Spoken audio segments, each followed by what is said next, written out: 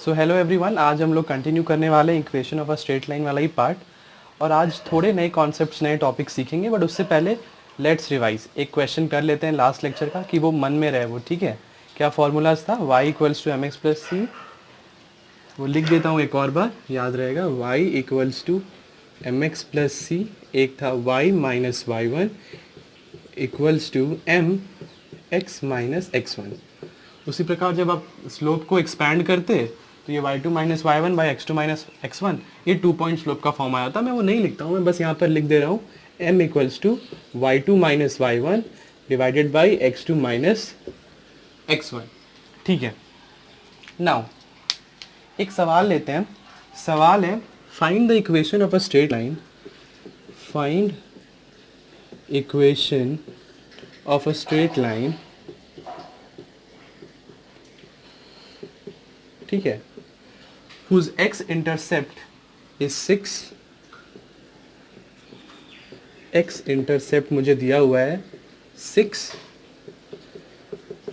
और y intercept मुझे दिया हुआ है -4, ठीक है। क्वेश्चन ये है कि x इंटरसेप्ट 6 दिया हुआ है और y इंटरसेप्ट है -4। अब इस दो वैल्यूज के ऊपर ही मुझे वो इक्वेशन बनाना है। क्वेश्चन थोड़ा हार्ड लग रहा होगा बिकॉज इन्फॉर्मेशन तो उतना कुछ दिया ही नहीं है, बट याद रखिए बात, ये सी वाला जो टर्म मैंने आप लोग को बताया था, ये सी मतलब होता है वाई इंटरसेप्ट। वाई इंटरसेप्ट मतलब अगर मैं वाई एक्सिस लूँ या फिर एक्स एक्सिस, अगर मैं एक्स और वाई एक्सिस लेता हूँ तो अगर कोई भी लाइन ऐसे जाता है तो जिस पॉइंट पे वो वाई एक्सिस को काटेगा उस पॉइंट को हम लोग बोलते हैं वाई इंटरसेप्ट। सिमिलरली जिस पॉइंट पे वो एक्स एक्सिस को काटता है उसे हम लोग बोलते हैं एक्स इंटरसेप्ट। तो बस क्वेश्चन तो बहुत आसान हो गया यार।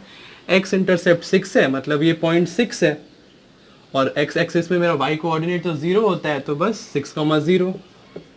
सिमिलरली वाई इंटरसेप्ट मेरा दिया हुआ है -4, तो अगर वो वाई एक्सिस पे लाई कर रहा है तो मेरा एक्स का वैल्यू 0 होगा।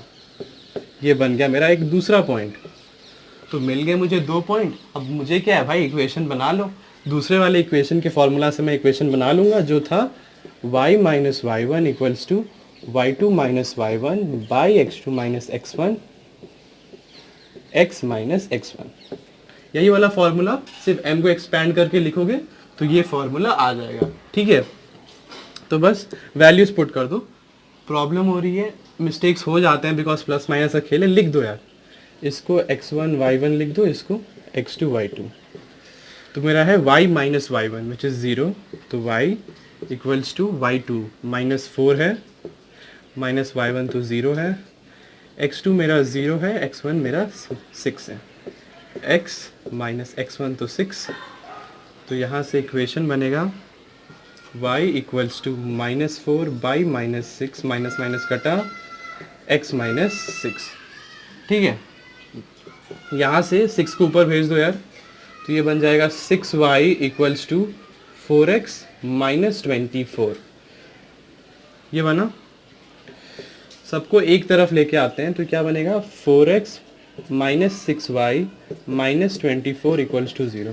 कुछ कॉमन जा सकता है अभी? यस, जा सकता है। हम लोग हम लोग क्या करेंगे ना, 2 को कॉमन ले लेंगे। 2 कॉमन जा रहा है, देखो 4 भी कॉमन जाता, बट यहाँ पर 6 दे दिया ना तो नहीं जा पाएगा, इसलिए 2 कॉमन लेंगे। तो ये हो जाएगा 2x minus 3y minus 12 equals to 0। 2 को उधर भेज दिया तो 0। ये बन गया हमारा equation. This is our required answer, ठीक है। बहुत आसान सवाल था। इंटरसेप्ट दिया रहेगा जहाँ पर भी, मतलब ये है कि जो भी इंटरसेप्ट दिया हुआ है उसका कॉरेस्पॉन्डिंग मेरा वैल्यू 0 है। x इंटरसेप्ट y 0 है, y इंटरसेप्ट तो x 0 है। बस क्वेश्चन बहुत आसान था। देख के लगता है कि यार वैल्यूज बहुत कम है, बट हो नहीं पाएगा। बट क्वेश्चन समझना है, ठीक है, डरना नहीं है क्वेश्चन से। तो आज का टॉपिक स्टार्ट करते हैं। तो नेक्स्ट टॉपिक हम लोग लेते हैं इस चैप्टर का, slopes of some particular line. एक तो है स्लोप्स ऑफ पहला वाला पैरेलल लाइंस, कि पैरेलल लाइंस के स्लोप में क्या कोई रिलेशन होता है कि या फिर नहीं होता है। डायग्राम के जरिए बताता हूँ, देखो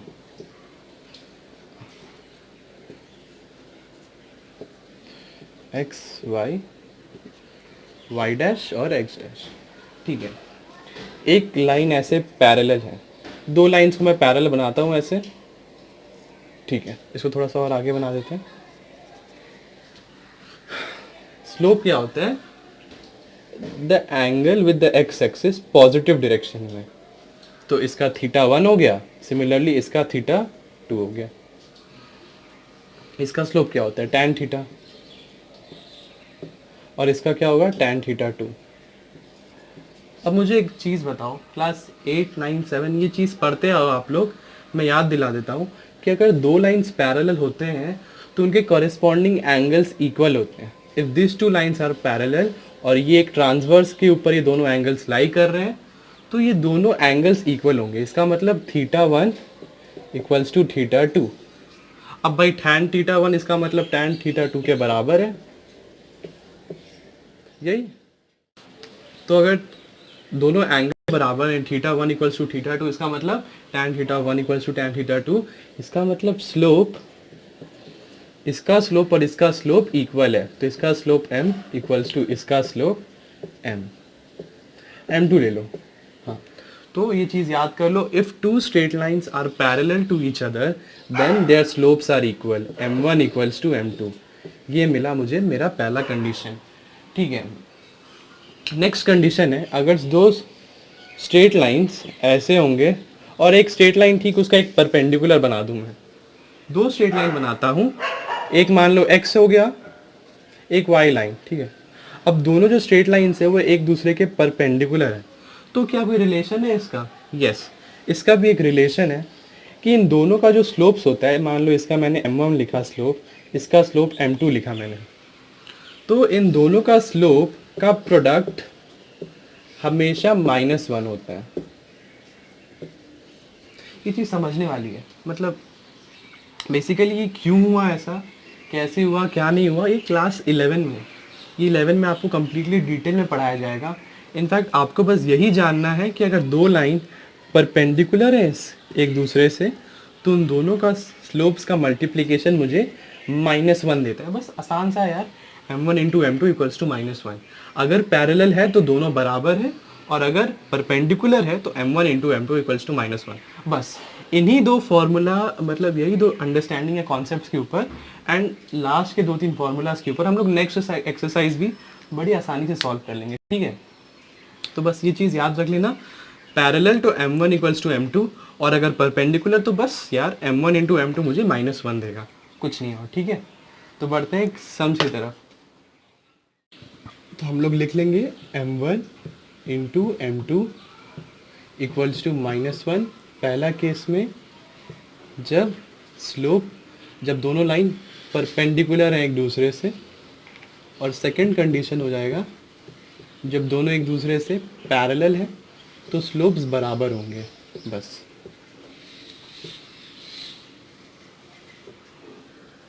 यही दो है, परपेंडिकुलर है तो -1 और पैरेलल है तो इक्वल है।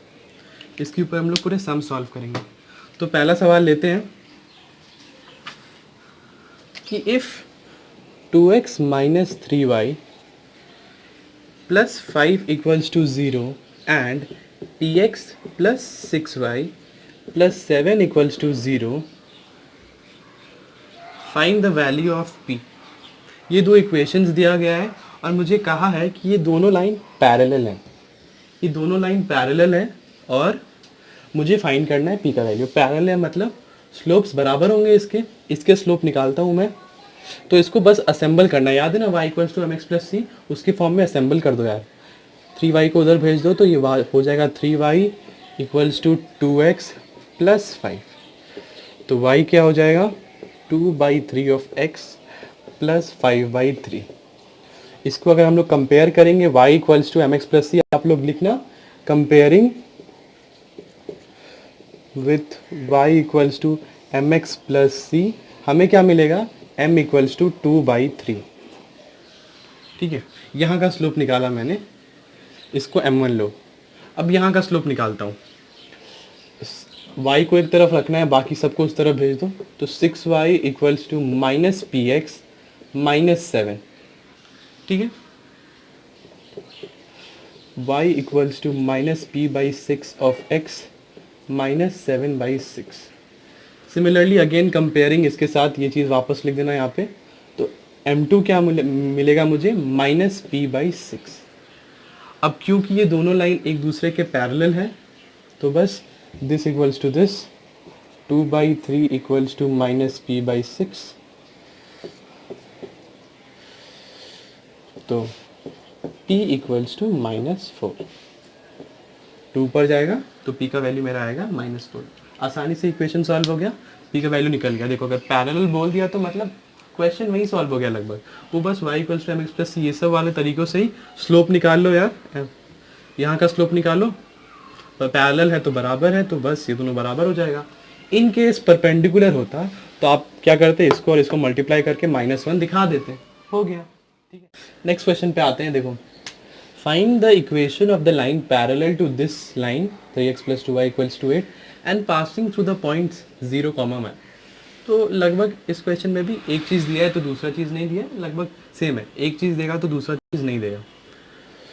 तो एक पॉइंट मुझे दिया हुआ है, ठीक है, तो इस 1 पॉइंट फॉर्म से मैं निकाल सकता हूँ इसका इक्वेशन। ट्राई करते हैं 1 पॉइंट फॉर्म वाला यूज़ करने को। 1 पॉइंट फॉर्म से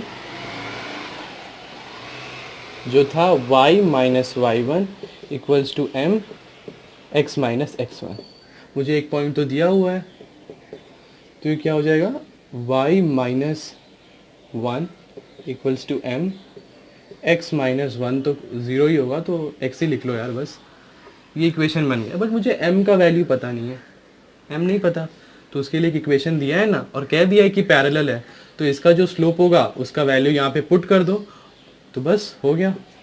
दिखाता हूँ, देखो ये वाला इक्वेशन लेते हैं, 3x plus 2y equals to 8, y को उधर रहने तो सबको उधर भेजो, 2y equals to 8 minus 3x, ठीक है, 2 को उधर भेजो, y equals to minus 3x/2 plus 8/2, ठीक है।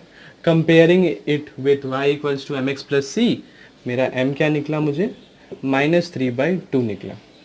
अब भाई क्योंकि दोनों लाइन पैरेलल है तो इसका स्लोप और इसका स्लोप तो बराबर है, तो बस यहीं पे पुट कर दूंगा, y minus 1 equals to -3/2 of x, तो 2y इधर जाएगा, -2 इक्वल्स टू -3x, इधर लेते आओ यार, 3x plus 2y -2 equals to 0, बन गया इक्वेशन। आसान था क्वेश्चन। तो यहाँ के क्वेश्चंस बहुत ज़्यादा स्कोरिंग होते हैं एंड बहुत आसान होते हैं। 3 से 4 फार्मूला के ऊपर तो पूरा चैप्टर बेस्ड है। ठीक है, बढ़ते हैं अगले सवाल की तरफ। नेक्स्ट सवाल लेते हैं, देखो, find the equation of the right bisector of the line segment joining the points a 3,4 और b है 5,-6। राइट बाइसेक्टर का मतलब क्या होता है समझाता हूँ डायग्राम के जरिए। देखो, तो एक लाइन है, ये एक लाइन है, ये एक पॉइंट है A और ये एक पॉइंट है B, 3,-4 और 5,-6। तो क्वेश्चन में कहा गया है कि find the equation of the right bisector of the line segment joining the points. तो A और B को ज्वाइन करके मैंने एक लाइन बनाया, उसको एक लाइन बाइसेक्ट कर रहा है, बाइसेक्ट कर रहा है राइट एंगल पे। राइट मतलब 90 डिग्री पे, राइट का मतलब 90 डिग्री, और बाइसेक्टर मतलब इक्वली पार्ट्स में डिवाइड कर रहे हैं, ये मतलब होता है। तो मुझे इस इक्वेशन, इस लाइन का इक्वेशन बताना है। ए और बी को ज्वाइन करके मैंने एक लाइन बनाया, फिर से समझो, उसके सामने से मैंने एक लाइन खींचा जो उसके परपेंडिकुलर है। राइट बाई राइट मतलब परपेंडिकुलर, बाइसेक्टर मतलब उस लाइन को उसने दो इक्वल पार्ट्स में कट कर दिया। ठीक है, तो ये पॉइंट को हम लोग m कंसिडर कर सकते हैं, m ले लेते हैं। चलो, इस लाइन का स्लोप निकालें। देखो, दो लाइंस परपेंडिकुलर होते हैं तो उन लोग का स्लोप का मल्टीप्लाई करके ना -1 आता है। तो इस लाइन का स्लोप निकाल लेते हैं, क्या होगा इसका m1 y2 minus y1 by x2 minus x1 कर लो, y2 है -6 माइनस y1, तो ये हो जाएगा +4 बाई x2 5 है, ये 3 है, -2 बाई 2 इक्वल्स टू -1। तो मुझे m1 का स्लोप तो निकल गया -1। अब m1 इंटू m2 कितना होता है, इसका स्लोप m2 ले लो, ठीक है। m1 और m2 अगर दो लाइन परपेंडिकुलर है तो उन लोग का स्लोप होता है -1। सिंस वो थ्योरम लिख देना आप लोग, यहाँ पर लिख सकते हो, अगर दो लाइन परपेंडिकुलर है तो m1 इंटू m2 इज़ -1, ठीक है। m1 -1 है, m2 पता नहीं मुझे, -1 तो ऐसे ही कट गया, तो m2 का वैल्यू क्या आया मेरा 1। तो इस लाइन का जो स्लोप है 1 है। अब मेरे को क्या करना है, स्लोप दे दिया। अब अगर मैं वो तीनों इक्वेशन को रिकॉल करता हूँ, y = mx + c, वो वाला 1 पॉइंट फॉर्म वाला, 2 पॉइंट फॉर्म वाला, तो मेरे को या तो y इंटरसेप्ट चाहिए या तो मुझे एक पॉइंट का वैल्यू ही बता दो यार, मैं इक्वेशन आराम से बना लूँगा। तो देखो क्वेश्चन में एक हिंट दिया हुआ है पहले से, बाइसेक्टर कहा गया, मतलब ये जो पॉइंट m है वो a b के बीच में है, मतलब am = mb, ये हमें दे दिया गया है। तो मिड पॉइंट फॉर्मूला लगा देंगे, क्या होगा, m का कोऑर्डिनेट्स क्या होगा, m का कोऑर्डिनेट होगा x प्लस इसका x, m का x कोऑर्डिनेट क्या होगा 3 + 5/2, और y कोऑर्डिनेट क्या होगा -4 -6/2, तो ये 8/2 4 हो गया, और ये -10/2 -5 हो गया। तो बस m के कोऑर्डिनेट्स मुझे मिल गए which is 4, -5। Mid point formula में पढ़ा है ना कि अगर दो पॉइंट्स के बीच में अगर एक लाइन ड्रॉ करूं और उसके ठीक बीच में एक पॉइंट लाई करता है तो उसका कोऑर्डिनेट्स क्या होगा, इन दोनों के कोऑर्डिनेट्स का सम डिवाइडेड बाई 2, इसका x कोऑर्डिनेट और इसका x कोऑर्डिनेट का सम डिवाइडेड बाई 2, सिमिलरली y का डिवाइड बाई 2। तो अब ठीक है यार, मेरे को m2 दिया हुआ है, मेरे को स्लोप दिया गया है, इस पॉइंट m का मैंने कोऑर्डिनेट्स निकाल लिया। अब आराम से मैं ये वाला इक्वेशन का फार्मूला यूज़ करूँगा and I will get the equation आराम से। तो यार मैं इसको यहीं पे छोड़ रहा हूँ, आप लोग इक्वेशन निकाल लेना, कमेंट सेक्शन में ज़रूर लिखना इसका आंसर, ठीक है। तो ये वाला सवाल देखो अब, कि कहा गया है कि ABCD is a rhombus and A के कोऑर्डिनेट्स मुझे दिए हुए हैं और C के कोऑर्डिनेट्स मुझे दिए हुए हैं।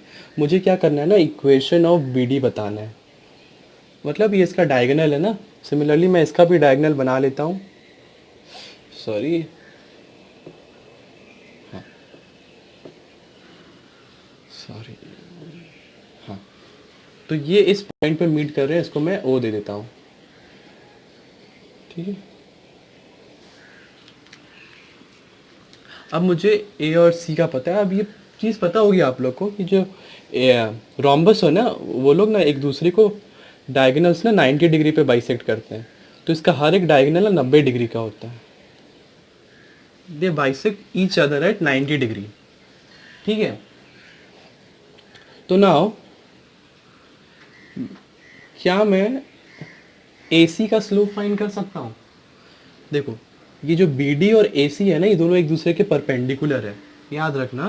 कि स्लो, ये आप लिख लो यार अगर याद नहीं है, कि जो डायगोनल्स होते हैं of a rhombus they bisect each other eight right angle.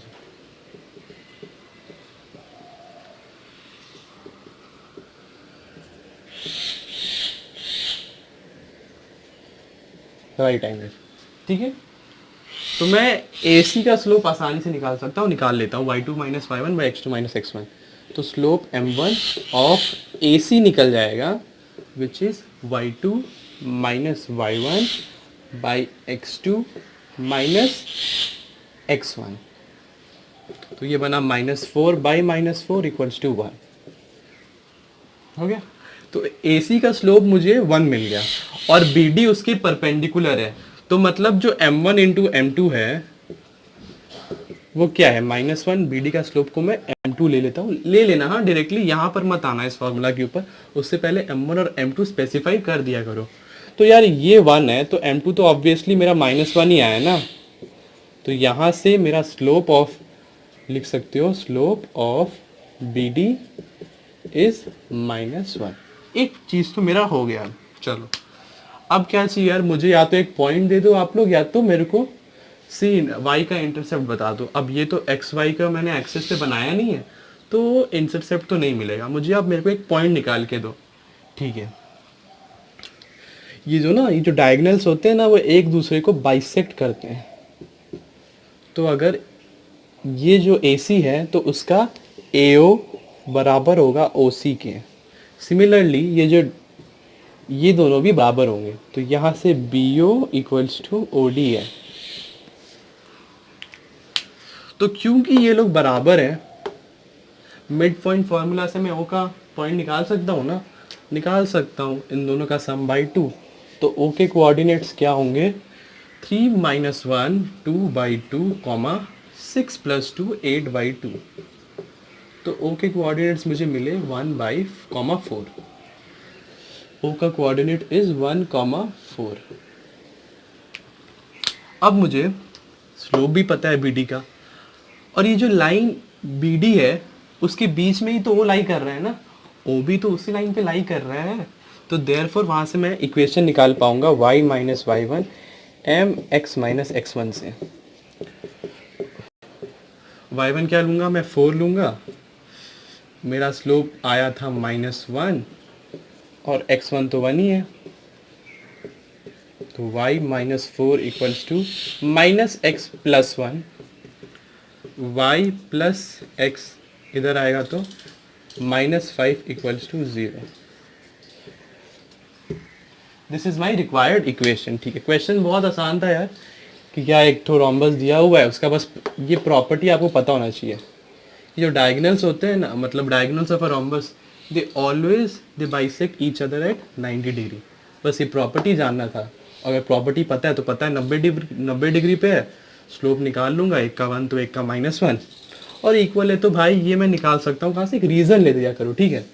Always be logical. जब आप एग्ज़ाम में दोगे तो आप कभी भी अपने एग्जामिनर को ना कोई मिस्टेक मत देना सामने से, कि वो आपका काट पाए नंबर। हर एक चीज़ को स्पेसिफाई करके लिखो, ठीक है। कभी भी अपने एग्जामिनर को मार्क्स काटने का मौका मत देना, ठीक है। तो बस ये क्यों होगा ऐसे मिड पॉइंट फार्मूला से, and everything you have mentioned. Slope बराबर क्यों है, बिकॉज ये परपेंडिकुलर है। मैं लिख नहीं रहा हूँ हर जगह, क्योंकि मैंने ये ना ओवरऑल एक जगह पे लिख दिया है कि आप लोग इसको देख पाओ। एग्जाम में आप लोग हर जगह लिखते रहना, रीज़न सिंस ये है, because this is perpendicular, so that the examiner does not get any place कि ना कि यहाँ पर एक नंबर काट सकूँ, ठीक है। बढ़ते हैं अगले सवाल की तरफ। क्वेश्चन लेते हैं, find the image of the point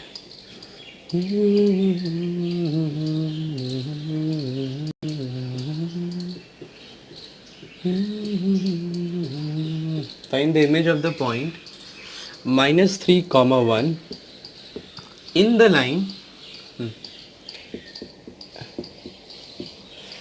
in the line 2x - 3y equals to 4k। Question ये है कि मेरे को एक पॉइंट का इमेज निकालना है, और वो इमेज किस ओरिजिन के रिस्पेक्ट में निकालूंगा मैं, इस लाइन के ओरिजिन के रिस्पेक्ट में मैं उसका इमेज निकालूंगा। फॉर एग्जांपल मैं सिंपली बताता हूँ आप लोग को। जैसे मान लो, हाँ, ये x है और ये x' है। एक पॉइंट यहाँ पर है, जो भी उसका कोऑर्डिनेट्स हो, उसको आप आप उसको बोलेंगे कि मेरे को ना प्रिंस उसका इमेज निकाल के दो y एक्सिस के रिस्पेक्ट में। तो मतलब वो डायरेक्टली सीधा इधर आ जाएगा, y एक्सिस के रिस्पेक्ट में तो इधर ही आएगा ना। अगर आप मेरे को बोलते कि यार मेरे को इमेज निकाल के तो x एक्सिस के रिस्पेक्ट में, तो मैं यहाँ ले आता। पर ये चीज़ हमेशा ध्यान रखना कि जहाँ से भी आप लाओगे इमेज, ये डिस्टेंस हमेशा बराबर होगा। जो भी आप लाइन लोगे एज ओरिजिन, कि जो डिस्टेंस है ना ये बराबर होगा। जैसे मान लो मैं शीशा के सामने खड़ा हूँ, तो शीशे में भी मेरा एक इमेज दिख रहा है, तो शीशे से लेकर मेरा इस साइड जो मैं खड़ा हूँ, जो डिस्टेंस है, और शीशे के पीछे जो इमेज बन रहा है, वो डिस्टेंस बराबर होगा। तो वो डिस्टेंस ना बराबर होता है उस पॉइंट ऑफ ओरिजिन से लेके, ठीक है। तो इस क्वेश्चन में मेरे को ओरिजिन तो नहीं लेना है, मेरे को ना ये लाइन लेना है, 2x - 3y = 4। ये एक लाइन ले लूँगा मैं लंबा सा, और यहाँ पर एक पॉइंट ले लो P, for example P for Prince -3, 1। तो इस पॉइंट का मुझे इस लाइन के रिस्पेक्ट में इमेज चाहिए, तो डेफिनेटली इमेज तब तो यहीं बनेगा somewhere here P dash. P तो P डैश, जैसे x का x डैश तो P का P डैश। यहाँ कोऑर्डिनेट्स अल्फ़ा कॉमा बीटा ले लो।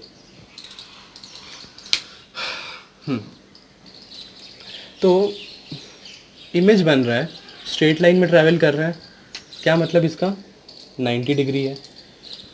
क्वेश्चन करेगा नहीं, समझना पड़ेगा, इमेज तो सीधा ही बनेगा ना जहाँ पर भी आप हो, तो 90 डिग्री पे बन रहा है। क्या कहा मैंने, ये और ये बराबर भी है, सही है। चलो मतलब थोड़ा मोड़ा यूज़ मिड पॉइंट फार्मूला का भी है। 90 डिग्री पे है तो भाई इसका स्लोप और इसका स्लोप का तो मतलब -1 आने वाला है। तो कोशिश करो ये इक्वेशन एक बार, मैं वेट करता हूँ। इसको ना m ले लो या फिर p, जो भी लेना चाहते हो यार, a ले लेते हैं। चलो 10 सेकेंड रुकता हूँ, स्क्रीन को पॉज करो और क्वेश्चन ट्राई करो, ठीक है।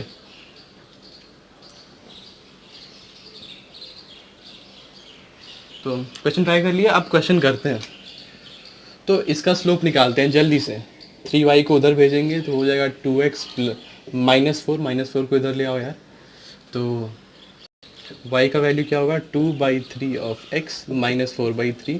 Comparing it with y equals to mx plus c, मेरा जो स्लोप आया वो आया 2/3।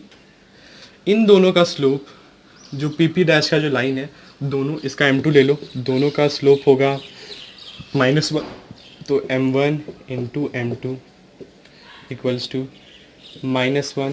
तो m1 का स्लोप मेरे को m2 का स्लोप मिल जाएगा -1/2/3, तो देयरफॉर m2 का slope is equals to -3/2। Generally होता क्या है ना कि m1 का जो भी स्लोप आता है उसका आप रिवर्स करके लिखोगे ना, तो वह m2 का स्लोप हो जाएगा, बस एक माइनस का साइन ऐड कर देना। तो ये भी कर सकते हो, अगर m1 इक्वल्स टू x है तो m2 क्या हो जाएगा, -1/x। हाँ, m1 देखो जैसे यहाँ पर 2/3 है, तो m2 क्या आया, माइनस किया मैंने, x को उल्टा कर दो तो नीचे आ जाएगा 2 और ऊपर 3, यही तो आया। तो ये जनरल तरीका है, वो इक्वल्स टू 1 लेके भी करते हैं, बट ऐसे भी समझ आना चाहिए। तो इसका स्लोप मेरे को m2 का निकल गया स्लोप -3/2। अब देखते हैं, अब कहा था मैंने कि ये लोग इक्वल डिस्टेंस पे है, तो वहाँ से एक इक्वेशन बना लेंगे। इसका कोऑर्डिनेट्स क्या आएगा मेरा, सम बाई टू बस, -3 प्लस α/2, एंड ये कोऑर्डिनेट क्या आएगा बी का, बीटा का 1 प्लस β/2। मैंने यहाँ का कोऑर्डिनेट्स निकाल लिया मैंने यहाँ का कोऑर्डिनेट्स। अब क्या करते हैं, अब ना एक इक्वेशन बनाते हैं। तो इसके रिस्पेक्ट में एक इक्वेशन बनाते हैं, क्योंकि देखो इस लाइन का मुझे स्लोप दिया हुआ है और मेरे पास 2 पॉइंट्स हैं, तो मेरे को क्योंकि अल्फा और बीटा निकालना है ना, मैं ये वाला पॉइंट कंसिडर करूँगा और 1 पॉइंट फॉर्म से मैंने एक इक्वेशन तैयार करता हूँ। तो y माइनस y1 क्या है यहाँ पर, बीटा इक्वल्स टू, तो क्या आएगा, इक्वल्स टू mx m क्या है मेरा, -3/2 x/x1 विच इज़ अल्फा। तो यहाँ से इक्वेशन क्या बना, 2y - 2 beta equals to -3x plus 3 alpha. तो इधर लेके आएंगे 2y plus 3x equals to 3 alpha plus 2 beta, right. ये एक इक्वेशन मिला मेरे को, और इक्वेशंस बनाते हैं। तो ये मिटाता हूँ मैं, हाँ ये डायग्राम रहने दो, ये भी मिटा दूँ। यहाँ पर तो वैल्यू लिखा ही हूँ 3/2 और इसका था 2/3। अब ये एक चीज़ देखो, ये जो अल्फ़ा का मेरा पॉइंट्स निकला था, क्या निकला था, एक्चुअली उसको भी मिटा दिया, तुरंत निकाल लेते हैं। -3 plus alpha by 2 comma 1 plus beta by 2, यही निकला था ना ए का कोऑर्डिनेट्स। तो अगर मैं ए के कोऑर्डिनेट्स को इस इक्वेशन में पुट करूं तो इक्वेशन तो सेटिस्फाई हो जाना चाहिए ना, बिकॉज ए तो इस लाइन पे भी लाई कर रहा है, ए कॉमन पॉइंट है, ये पी पी डैश में भी लाई कर रहा है और इस इक्वेशन के लाइन पे भी लाई कर रहा है। तो बस एक्स के बदले ये सब डालूंगा तो क्या बनेगा, 2 -3 plus alpha by 2 -3 1 plus beta by 2 equals to 4। तो 2 2 2 कैंसिल, -3 प्लस अल्फ़ा इधर से -3 माइनस, अच्छा ठीक है, तो -3 पहले रहने दो, हाँ -3 सॉरी -3 बाहर ही रहने दो, 1 plus beta equals to 4। 2 common लेते हैं पहले, तो 2 पहले पूरा कॉमन लो, इसके बाहर 2 आ जाएगा ना तब, अब 2 को उधर भेज दो तो जाएगा -6 plus 2 alpha -3 beta equals to 8। हाँ, -9 equal plus 2 alpha -3 beta equals to 8, इसको उधर भेज दो तो 2 अल्फ़ा -3 बीटा इक्वल्स टू कितना दिया है, 2 alpha -3 beta equals to 8 plus 9 17। ये एक इक्वेशन मिला मुझे। तो क्वेश्चन को कंटिन्यू करते हैं। हमारा ये एक इक्वेशन बन चुका था, 2 अल्फ़ा -3 बीटा इक्वल्स टू 17, और हमें सेकंड इक्वेशन निकालना था। तो ए का पॉइंट्स कोऑर्डिनेट्स, इसका मिड पॉइंट फार्मूला निकाल के हम लोग कर लेते हैं आराम से, मिड पॉइंट फार्मूला से।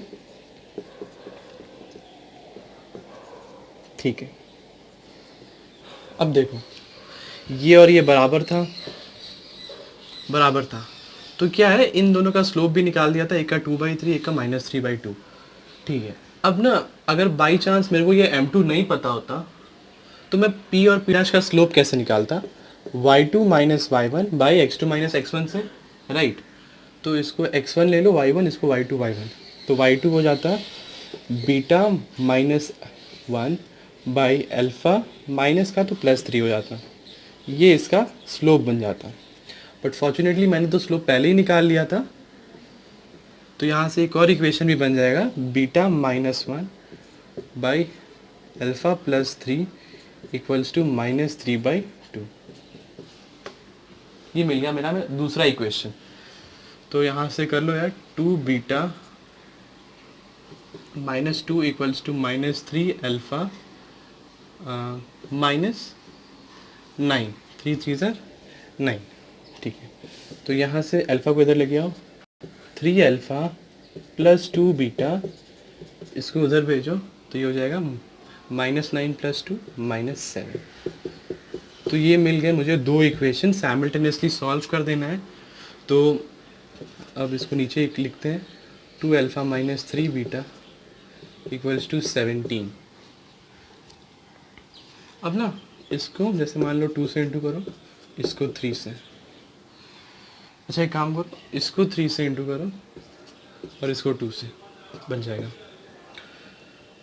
9 alpha plus 6 beta equals to -21। ये हो जाएगा 4 alpha -6 beta equals to 34। Add करोगे तो ये दोनों कट गया, 9 + 4 13 अल्फ़ा इक्वल्स टू 34 - 21 भी मुझे 13 ही देगा, तो अल्फ़ा इक्वल्स टू 1। अल्फ़ा का वैल्यू मेरा 1 आया, कोई भी इक्वेशन में पुट कर दो। 2 beta -2 equals to -3 alpha -9।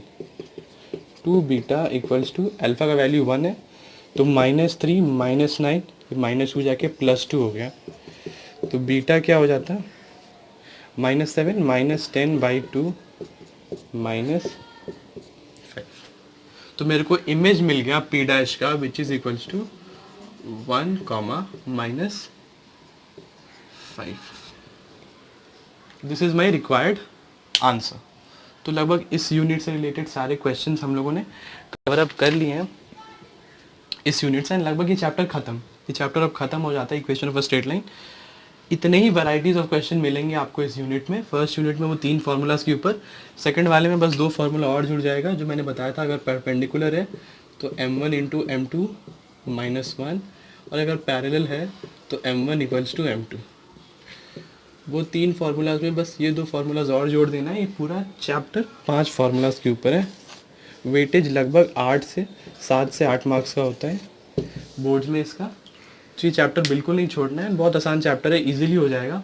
Next मैं जो वीडियो लेके आऊँगा लेक्चर, वो नेक्स्ट चैप्टर को स्टार्ट करेगा। बेसिकली रिफ्लेक्शन करेंगे, रिफ्लेक्शन, वो डायग्राम्स वो सब जो आते हैं, फिगर लिखना पड़ता है। ये तो हम लोगों ने ये रिफ्लेक्शन वाले यूनिट में हम लोग बहुत आगे पहुँच गए। अब जो नेक्स्ट चैप्टर में कराऊंगा वो बहुत आसान होगा आप लोगों के लिए, बिकॉज पॉइंट्स प्लॉट करना तो सीख ही गए हो। उसके जो इमेजेस बनेंगे, जैसे ऐसा ऐसा ऐसा कुछ बन जाए तो नेम द फिगर, इसका सिमेट्री क्या है, ये सब वो सब नेक्स्ट चैप्टर रिफ्लेक्शन में स्टार्ट होगा अगले लेक्चर में, ठीक है। तो मिलते हैं आप लोगों को नेक्स्ट वीडियो में। Tata, bye bye.